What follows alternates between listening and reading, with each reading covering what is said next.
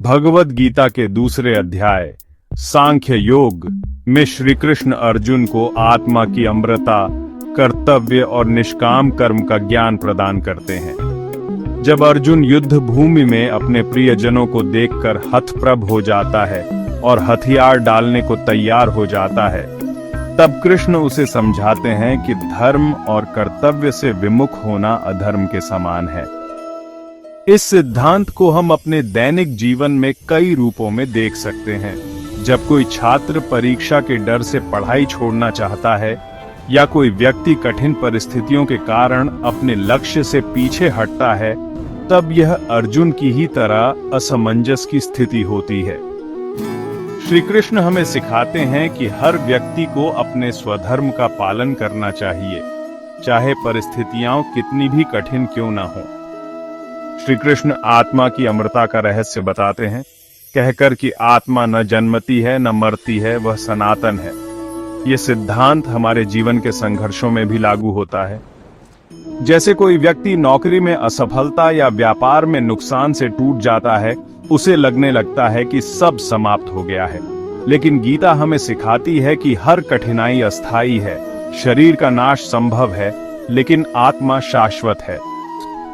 इसी प्रकार अगर हम अपने असफलताओं को अंत नहीं बल्कि एक नया आरंभ माने, तो हमें आगे बढ़ने की शक्ति मिलती है। कर्मयोग का सिद्धांत भी जीवन में महत्वपूर्ण भूमिका निभाता है। श्री कृष्ण कहते हैं, कर्म कर, परंतु फल की आशा मत कर। यह हमें निष्काम कर्म करने की सीख देता है, जिसका अर्थ है कि हमें अपने कार्यों को पूरी निष्ठा से करना चाहिए, बिना परिणाम की चिंता किए। उदाहरण के रूप में, अगर कोई किसान फसल बोता है तो उसे यह नहीं पता होता कि बारिश अच्छी होगी या नहीं, लेकिन वह अपना कार्य ईमानदारी से करता है। इसी तरह हमें भी अपने कार्यों में संपूर्ण श्रद्धा रखनी चाहिए, बिना चिंता किए कि सफलता मिलेगी या नहीं। श्री कृष्ण अर्जुन को यह भी समझाते हैं कि भय और मोह केवल अज्ञान की उपज है। जब कोई व्यक्ति अपने आरामदायक जीवन को छोड़कर नई चुनौतियों का सामना करने से डरता है, तो वह अर्जुन के समान व्यवहार कर रहा होता है।